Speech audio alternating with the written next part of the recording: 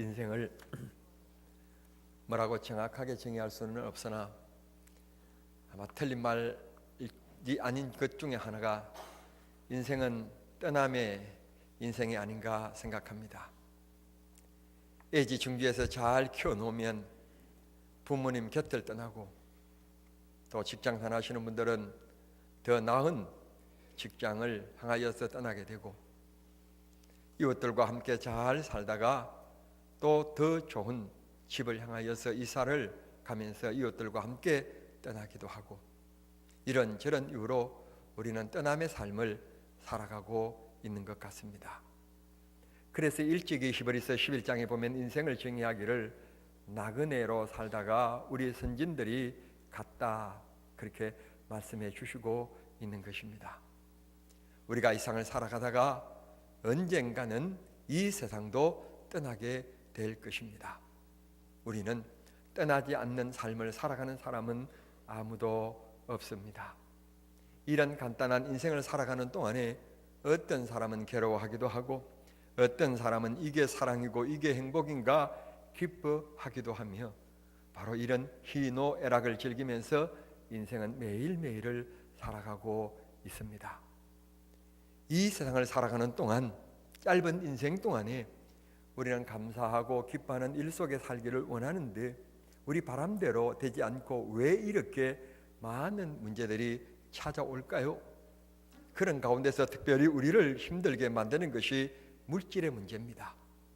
우리가 잘 살게 되면 참 감사한 일이지만, 뜻밖의 암초를 만나서 가지고 있는 재산까지 다 내어놓아야 되는 경우들이 있지 않습니까? 쉽게 말씀드린다면 사기를 당하거나, 혹은 보증을 잘못 쓰거나, 혹은 기대를 가지고 큰 사업을 시작했는데 사업이 하루아침에 바로 곤두박질 쳐서 빈손으로 나올 수밖에 없는 코너에 몰리게 되는 일들도 있지 않습니까?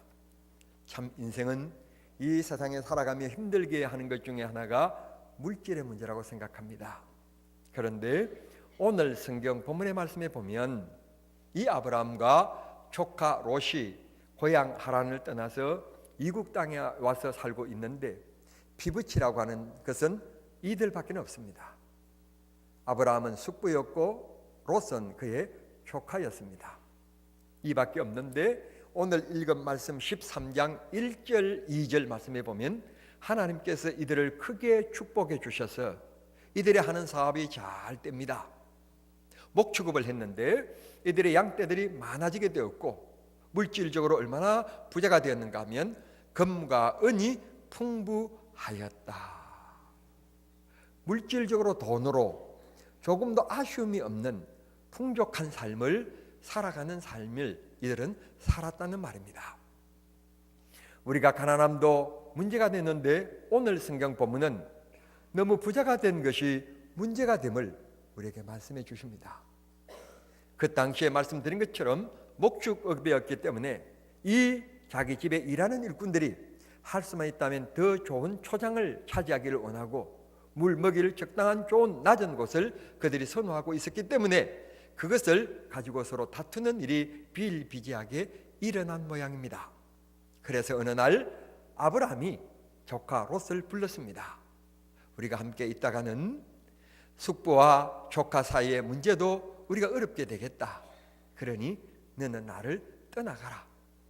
네가 우하면 내가 좌할 것이고, 내가 좌하면 나는 우측으로 갈 것이다 하고 얘기를 하게 됩니다. 그때 롯이 아무 반응 없이 기다렸다는 뜻이, 어쩌면 평소에 그런 생각을 품어온 뜻이, 그는 소할 땅 종을 향하여서 선택하여 떠나갑니다. 눈에 보기에 너무 좋았기 때문에 그랬습니다. 사랑하는 성도 여러분, 우리의 눈이라고 하는 것은 인생 판단, 인생 학습, 인생 경험의 중요한 기구입니다. 눈이 없으면 안 됩니다. 앞을 볼 수 없다는 것만큼 답답하고 불편한 일이 없을 것입니다. 그러나 성도 여러분, 우리가 이 세상을 살아가면서 중요할 것은 눈이라고 해서, 본다고 해서, 봤다고 해서 다 좋은 것은 아닌 것입니다. 정말 우리가 조심해야 될 것은, 말하는 것도 조심해야 되지만 눈으로 보는 것도 조심해야 합니다. 아시는 바와 같이 에덴 동산에서 하나님께서 선악과를 먹지 말라 말씀하셨는데, 하와가 하나님께서 해필이면 먹지 말라고 하는 과일을 바라보는 순간 어떤 생각이 마음속에 밀려오는가 하면 먹음직도 하고 보암직도 하였다. 마음속에 탐심이 생겼습니다. 그래서 나무에 여자가 올라가서 과일을 따먹고 말았습니다. 여러분, 이 성경 표현을 다시 기억해 보시길 바랍니다.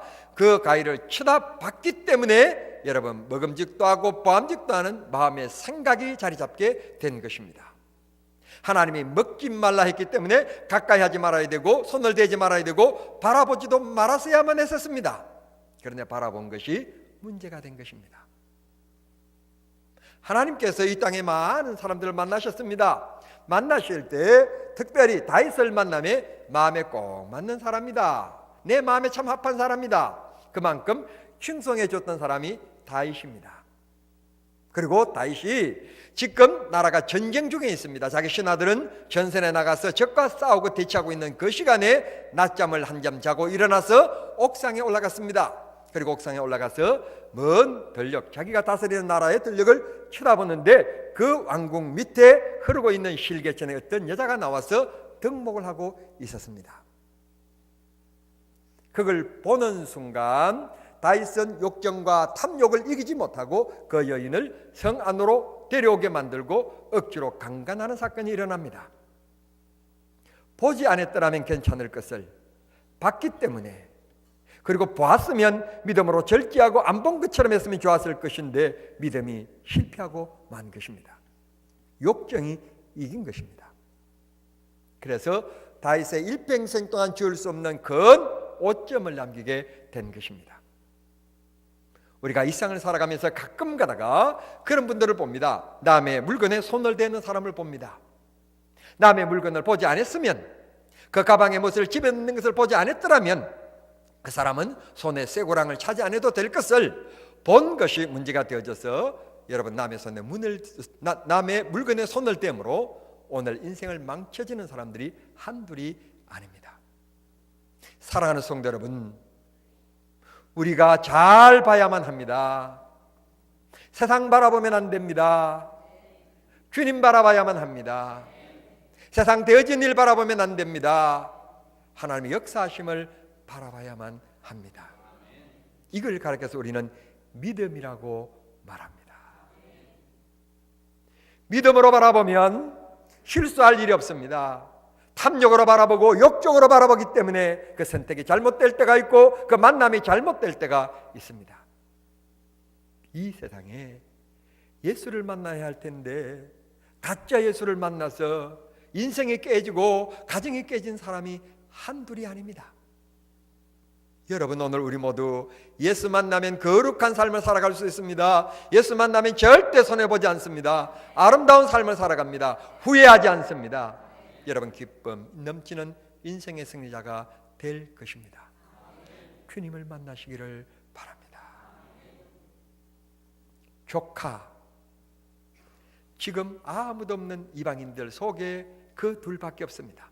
헬려는 그 둘입니다. 숙부는 곧 아버지입니다. 아버지이기 때문에 만약에 이 아브라함이 롯에게 얘기하기를, 조카, 우리 둘은 괜찮는데 우리 집에서 일하는 이 종들이 서로 좋은 초장을 차지하려고 하다 보니 다툼이 일어난다. 그러니 이러다가는 너와 나 사이도 이렇게 마음에 상처가 될 것 같으니 나를 떠나라. 그때 이 조카 롯이 어떻게 말해야만 했을까요?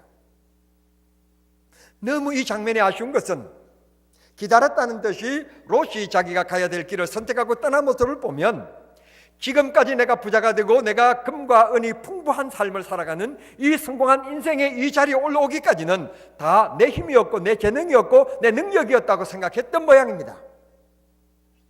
사실은 숙부인 아브라함 때문인데, 아브라함 때문에 하나님이 롯에게 축복해 주신 것인데 롯은 그렇게 생각하지 않았던 모양입니다. 그래서 기다렸다는 듯이 선택하고 떠납니다.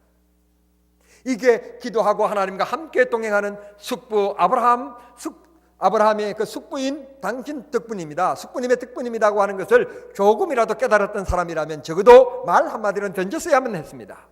숙부님, 제가 우리 일꾼들을 불러서 제가 단단히 이르겠습니다. 제가 어떻게 숙부님을 떠날 수 있단 말입니까? 절대 그럴 수는 없습니다. 그러면 아브라함이 아니다, 떠나라. 그러면 몰라도 적어도 그 말 한마디 정도는 했어야만 했는데 그런 말이 없습니다. 그런데 여기에서 우리는 롯의 잘못된 모습을 지적하고자 하는 것이 아니라 아브라함의 마음입니다. 아브라함이 이렇게 얘기합니다. 너가 선택권을 가져라. 그러니까 그 선택권을 롯이 기다렸다는 듯이 행사해버립니다. 그런데 이렇게 이 선택권을 너가 행사하라 라고 얘기하는 이 마음은 곧 아버지의 마음이었습니다. 조카 롯을 사랑하는 아버지의 마음이었습니다. 오늘도 하나님께서 우리가 범죄하지 아니하도록 하나님께서 이쪽으로 저쪽으로 모시는 하나님은 아닙니다. 하나님은 우리 사랑하시기 때문에 우리를 내버려 두십니다. 우리를 믿음으로 살아서 선택하든지 세상을 바라보고 범죄하든지 하나님께서 내버려 두십니다. 하나님은 우리를 통제하지 않으십니다. 그 자유를 우리가 어떻게 사용하느냐에 따라서 하나님의 사랑과 은혜를 입기도 하고 하나님으로부터 방종되게끔 버려둠을 당하기도 하는 것입니다. 성도 여러분, 바라볼 수 있다고 해서, 말할 수 있는 입이 있다고 해서, 생각할 수 있는 이성의 기능이 있다고 해서 마음대로 하나님 없이 살면 안 되는 것입니다. 내 삶이 내 능력으로 살아가는 것이 아니라 롯이 그렇게 생각했던 것처럼 내 능력이다, 내 지혜다라고 생각하면 안 됩니다. 이 모든 것이 하나님의 은혜라고 하는 것을 생각할 때 우리는 하나님의 뜻에 맞추며 살아가야 합니다.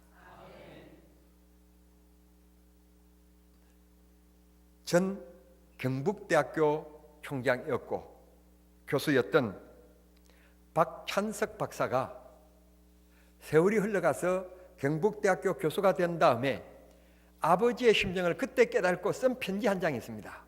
제가 그걸 이 시간 읽어드리겠습니다. 나의 고향은 경남 산천이다. 지금도 비교적 가난한 곳이다. 그러나 아버지는 가정 형편도 안 되고 머리도 안 되는 나를 대도시인 대구로 보냈다. 대구 중학교를 다녔는데 공부하기가 싫었다. 1학년 8반 석차는 68명 중에 68등 꼴찌를 했다. 부끄러운 성적표를 가지고 고향에 가는 어린 마음에도 그 성적을 내밀 자신이 없었다. 당신이 교육을 받지 못한 한을 자식을 통해 풀자고 했는데 꼴찌라니. 끼니를 제대로 잊지 못하는 소장농을 하면서도 아들을 중학교에 보낼 생각을 한 아버지를 떠올리면 그냥 있을 수가 없었다. 그래서 잉크로 기록된 성적표를 16분의 1로 고쳐 아버지께 보여드렸다. 아버지는 보통 학교도 다니지 않았으므로 내가 1등으로 고친 성적표를 알아차리지 못하실 것으로 생각했다. 대구로 유학한 아들이 집으로 돌아왔으니 친지들이 몰려와 찬석이는 공부를 잘했더냐고 물었다. 아버지는 앞으로 봐야 하지 이번에는 어쩌다가 1등을 했는가 배 라고 대답하셨다. 명순이 아버지입니다. 동네 사람들이 말합니다. 명순이는 자식 하나 잘 뒀어. 1등을 했으면 책거리를 해야지 하고 말했습니다. 당시 우리 집은 동네에서 가장 가난한 살림이었습니다. 이튿날 강가에서 목을 감고 돌아와 보니 아버지는 한 마리뿐인 돼지를 잡아 동네 사람들을 모아놓고 잔치를 하고 있었습니다. 그 돼지는 우리 집 재산 목록 1호였다. 기가 막힌 일이 벌어진 것이다. 그때 순간 아버지 하고 불렸지만 다음 말을 할 수가 없었다. 그리고 달려나갔다. 그 뒤로 나를 부르는 소리가 들렸다. 급이 난 나는 강으로 나가 죽어버리고 싶은 마음에 물속에서 숨을 안 쉬고 버티기도 했다. 주먹으로 내 머리를 내리치기도 했다. 충격적인 사건 이후 나는 달라졌다. 항상 그 일이 머릿속에 맴돌고 있었기 때문이다. 그로부터 17년 후 나는 대학 교수가 되었다. 그리고 나의 아들이 중학교에 입학했을 때, 그러니까 내 나이 45살 때 되던 어느 날 부모님 앞에 33년 전의 일을 사과하기 위해 어버이 하고 부르면서 저 중학교 1학년 때 1등은요 하고 말을 시작하려고 했는데 옆에서 담배를 피우시던 아버지께서 말씀하셨다. 알고 있다. 그만해라. 민우라는 말은 이 박찬석 교수의 아들인데 손자가 듣는다 말씀하셨다. 자식의 위조한 성적을 알고도 재산 목로인 1호인 대지를 잡아 잔치를 하신 부모님 마음을 박사이고 교수이고 대학 총장인 나는 지금도 감히 헤아릴 수가 없다. 68등 중에 68등을 했는데 그래도 도시로 내보냈는데 68등 중에 68등한 성적을 내밀 수가 없어가지고 인과로 된 것을 고쳤답니다. 고친 것을 아버지가 모른 것이 아닙니다. 아신 것입니다. 동네 사람들이 아들을 그렇게 유학을 보내서 1등을 했다니 야 수제다. 정말 아들 하나 잘 뒀다. 그 말에 울줄해서 1호인 재산 그 가난한 가운데 대지를 잡아서 잔치를 했다는 것입니다. 그게 이 아들에게 충격이 된 것입니다. 가서 열심히 공부했습니다. 그래서 대학 교수가 되고 박사학위를 받고 대학 교수가 되고 대학 총장이 되었습니다. 33년 전에 얘기를 털어놓으려고 얘기했더니 아버지가 몰랐는 줄 알았는데 다 알고 있다고 얘기 그만해라. 너 아들이 듣는다. 그게 오늘 편지 주 내용입니다. 우리 하나님은 어떠신 하나님이실까요? 롯이 소알 땅을 바라보면서 너무 좋아서 이곳을 떠나고 있을 때 이 아브라함은 아버지의 마음으로 좋은 땅을 내어준 것이고 그의 선택을 존중해 주었습니다. 하나님도 오늘 우리를 잘못된 길을 갈 때 하나님께서 다리 발목이 부러지게 만들든지 막으실 수가 있으시지만 하나님은 사랑하시기 때문에 내버려 두십니다. 그리고 오늘 또 말씀을 통하여 역사를 통하여 하나님이 깨닫게 하시고 주님 앞에 무릎을 꿇게 만들고 주님 의지하게 만드시는 하나님이십니다. 하나님이 우리들에게 은혜를 베푸시지 않으신다면 우리를 지키시지 않는다면 오늘 우리는 이렇게 살아갈 수가 없습니다. 하나님이 그때마다 너 말 잘못했지 해 내밀어 그리고 해를 끊으시고 오늘 너 손이 남의 것으로 손대었지 오른손 내밀어 그리고는 팔목을 끊으셨다면 오늘 우리는 살아갈 사람 아무도 없을 것입니다. 너는 너 마음으로 이런 생각했지 그 마음 내놓아 그리고 마음 하나님께서 병들게 만들었다면 치매 노인처럼 제가 생각 없이 살아가는 사람들이 되고 말았을 것입니다. 그런데 하나님은 우리를 이처럼 사랑하십니다. 세상 사람들은 우리를 다 버려도 하나님은 우리를 절대로 버리시지 아니하시는 하나님이십니다. 그러니까 하나님의 중심을 이 시간 잘 깨닫는 축복의 시간이 될 수 있기를 바랍니다. 오늘 여기 말씀대로 나중에 이 소돔과 이 소알 땅이 하나님께로부터 불심판을 받습니다. 천사들을 보냅니다. 그리고는 이 롯의 가정만 구원을 시킵니다. 그것도 롯이 그렇게 해서가 아니었습니다. 롯의 생활은 단면을 보여주고 있습니다. 천사가 보내서 소돔 고모라를 하나님께서 이렇게 멸망하신단다 빨리 곳을 떠나란다 얘기할 때 그의 딸 둘과 함께 약혼 관계에 있었고 곧 결혼식을 앞두고 있는 이 사이들에게 얘기했는데 사이들이 얘기합니다. 농담으로 알았더라. 피식했다는 말입니다. 그만큼 롯은 하나님의 백성임에도 불구하고 사람들 사이에서 적당히 하나님께 한 발 그리고 이 세상에 한 발 두고 이럴 때는 이렇게 저럴 때는 술 한잔도 하고 그렇게 살아갔던 사람이었습니다. 그런 사람을 왜 하나님께서 구원시켜 주셨을까요? 소돔과 고모라가 멸망할 때 이 소알딸을 하나님께서 퍼볼 때 하나님께서 어떻게 그를 구원시켜 주시고 생명을 보호해 주셨을까요? 성경은 이렇게 말씀합니다. 19장 29절에 롯의 믿음 때문이 아니었고 아브라함을 생각하사 롯을 구원하여 주셨더라. 아브라함 때문에 롯은 오늘까지 부자가 되었고 마지막 순간에도 아브라함 때문에 구원함을 받았습니다. 사랑하는 성도 여러분, 세상의 불신자의 친구들과는 손을 놓으십시오. 기도하는 사람과 손을 붙잡으십시오. 하나님 의지하는 믿음의 사람들과 함께 어울리십시오. 그게 축복입니다. 그게 하나님의 사랑받는 길입니다. 우리는 이 세상에 친구 없어도 주님이 나와 함께 하시면 되고 주님이 나의 친구 되어 주시면 됩니다. 고로 우리는 귀한 믿음 가지고 살아가는 우리 성도들이 되어야 될 줄 믿습니다. 다음에 우리가 떠나야 될 곳이 있습니다. 그것은 바로 범죄하는 곳입니다. 범죄하는 저 자리는 우리가 떠나야만 합니다. 그 자리에 머물러 있으면 안 됩니다. 죄 짓는 자리는 떠나야 합니다. 사람들은 그리고 노후를 다 준비합니다. 내가 은퇴하고 나면 어떻게 살아갈 것인지 연금을 들기도 하고 노후를 준비합니다. 그런데 참 안타까운 것은 노후보다도 더 중요한 준비가 있는데 사후 준비를 안 하고 살아간다는 점입니다. 사람들이 오면 오늘 또 다 지금 세상을 떠나고 있는 사람들을 바라보면서도 사후 준비를 하지 않는 것을 보면 참 어리석게 살아간다 하는 생각이 듭니다.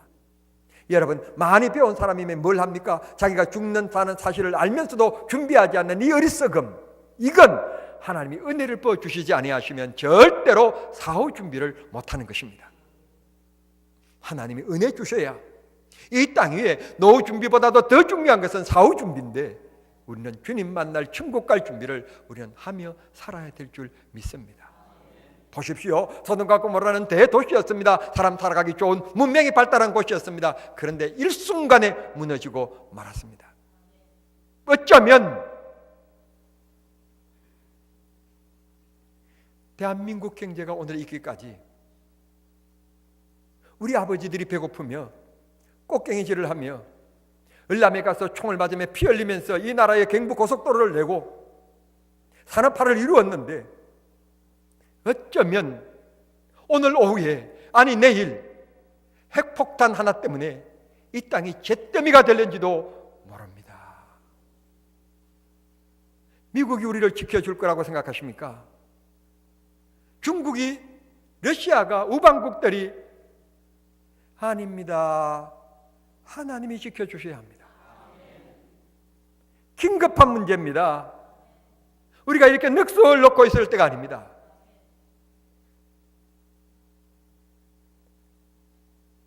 제 역사관이 잘못되기를 바랍니다만 저는 요즘에 기도하며 이런 생각이 듭니다. 대단히 죄송합니다. 정부 비판적인 얘기인 것 같아서 정말 조심스러운데 여당도 있고 야당도 있고 뭐 이런 분도 저런 분도 있으시겠는데 저는 목사로서 기도하는 가운데 이런 느낌이 있고 억누름이 있습니다. 나라를 위하여 기도하면 할수록 점점 마음을 억누릅니다. 뭔가 하면 왜 이렇게 갑자기 김정은이가 해란을 부릴까?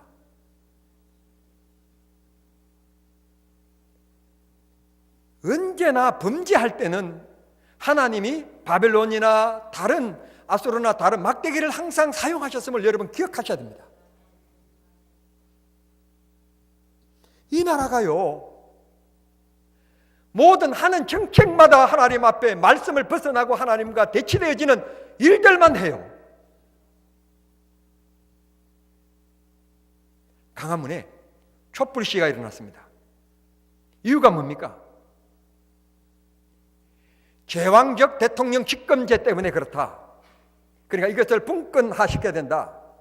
그래서 시작된 개헌 문제인데 지금 전국을 돌아다니면서 지금 개헌을 위해서 국회 소위원회가 지금 공청회를 하고 있습니다. 공청회를 하고 있는데 제왕적 대통령의 이 분권에 대해서는 손도 잘 대지도 않으면서 성소수자를 보호해야 된다? 헌법 34조? 뭐 이런 것들을 고치자고 비성경적인 것만 자꾸 내놓고 이런 것만 지금 떠들고 있습니다. 그런데 말입니다. 얼마 전에 전 정부 때 할랄 식품을 만든다고 할 때 그때 나서서 이걸 막아낸 곳이 강주였어요. 강주 기독교연합회. 대구까지 관광버스를 대절해 가가지고 함께 시위해가지고 그걸 막아냈습니다. 자기 지역도 아닌데.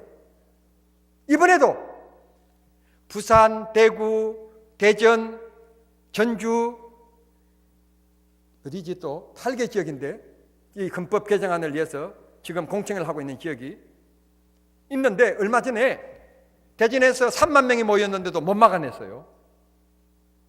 그런데 강주에서는 2만 명의 2만 명이 얼마나 많습니까? 안 놀라시는 거 보니까 2만 명의 10분의 1만 하나님께서 주셔도 그렇게 많은 숫자입니다. 그들이요 인간들을 만들어서 객급을 만들어 가지고 아예 소위원 5명 국회의원들이 안에 들어가지 못하니까 막아내었어요. 대한민국에서 딱 한 곳이에요.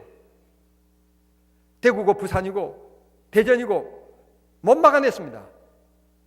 근데 우리 지역에서 열립니다. 그게 내일 모레 수요일 날 오후 1시부터 경기도 대학 전당에서 공청회가 열립니다. 우리 때는 이렇게 살다가 가면 그만이지만, 여러분, 이 성경이 동성애를 죄라고 얘기한다면 다른 건 다 뜯어 고치는데 이 성경은 뜯어 고치지 못하니까, 그러면 이거는 불온서적이다, 그래서 정계에서 성경을 다 불태워야 된다고 하는 때가 영국처럼 미국처럼 올는지 모릅니다. 그래서 미국과 영국에 있는 많은 목사님들이 한국에 지금 방문하고 있습니다. 막아야 된다. 이걸 못 막아서 우리가 지금 이런 고통을 당하고 있다. 목사님이 설교하는데 어떤 여자분이 서가지고, 목사님은 동성애를 인정하십니까? 안 하십니까? 안 한다 그러면 고소해가지고 그냥 그 다음날로 그냥 경찰서 가야 되고 벌금을 물어야 되고 구루를 살아야 되고.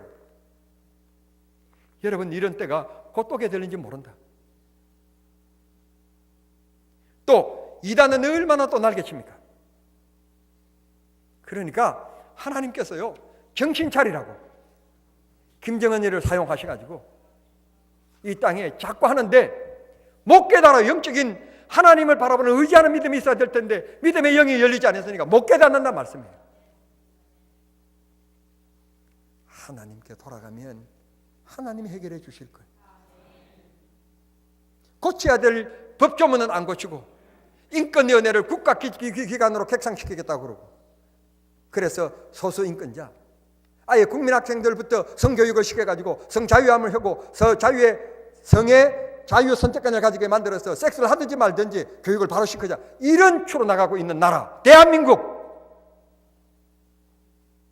군행법 92조를 만들어서 그 군인들이 남자들만 모여서 생활하는 가운데서 성욕을 이기지 못하니까 학문 성교를 만들게끔 자유 선택권을 두게 만들자 하는 나라 대한민국.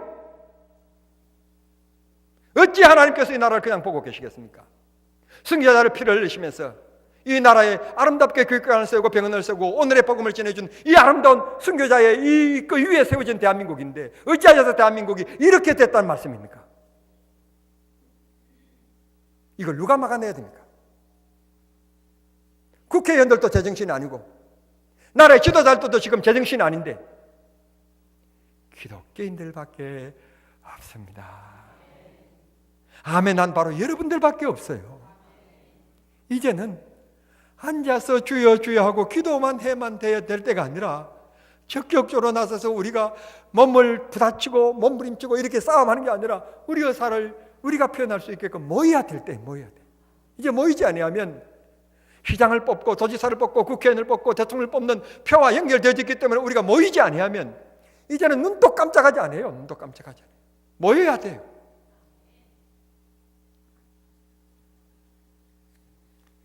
사랑하는 성도 여러분, 우리는 아브라함에서부터 아버지의 마음을 발견하게 됩니다. 우리를 향하신 하나님의 마음을 우리는 읽게 됩니다. 우리는 지하로부터 떠나야 합니다. 눈으로 보는 것도 잘 봐야만 합니다. 듣는 것도 잘 들어야 합니다. 어울리는 것도, 만나는 사람들도 잘 만나고 잘 어울려야지. 하나님 없는 사람들과 어울리면 안 됩니다. 비평적인 사람들과 어울리면 여러분의 믿음이 무너지고 맙니다. 우리는 언젠가 이 세상 떠나게 될 것입니다. 내가 살아있는 동안에 얼마나 잘 살까 노후 준비하는 것처럼 사후 준비도 잘 해야 합니다. 하나님이 아브라함을 기억하사 롯을 구출해 주신 것처럼 우리의 간구하는 기도를 들으시사 하나님이 우리 아들을 붙잡아 주시고 우리 딸을 붙잡아 주시고 우리 가정을 붙잡아 주시고 우리 교회를 붙잡아 주시게 만드는 믿음의 성도들이 되십시다. 기도하겠습니다. 사랑하신 하나님 우리 아버지, 감사합니다. 우리의 믿음의 선배들은 순교를 각오하고 시대의 믿음을 지켜왔는데 우리 시대에 와서 이렇게 믿음들이 무너지는 모습들을 봅니다. 하나님 도와주시옵소서. 우리의 힘으로 어찌할 수 없는 일들이 있습니다. 하나님이 해결해 주셔야 합니다. 아버지, 우리가 세상 눈으로 보는 것을, 좋은 것을 쫓아 살아가는 롯이 되지 않게 하시고 하나님의 역사하실 눈을 가지는 영적인 믿음의 사람들이 되게 하여 주시옵소서. 예수님의 이름으로 기도하옵나이다. 아멘.